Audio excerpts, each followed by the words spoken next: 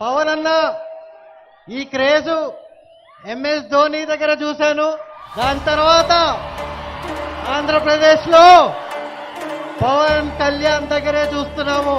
ఇంకెక్కడా లేదన్నా ఇంత క్రేజు.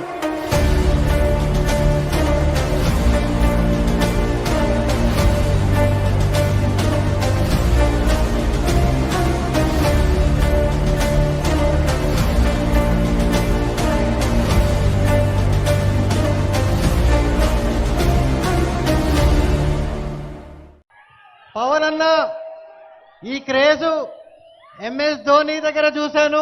దాని తర్వాత ఆంధ్రప్రదేశ్లో పవన్ కళ్యాణ్ దగ్గరే చూస్తున్నాము. ఇంకెక్కడా లేదన్నా ఇంత క్రేజు.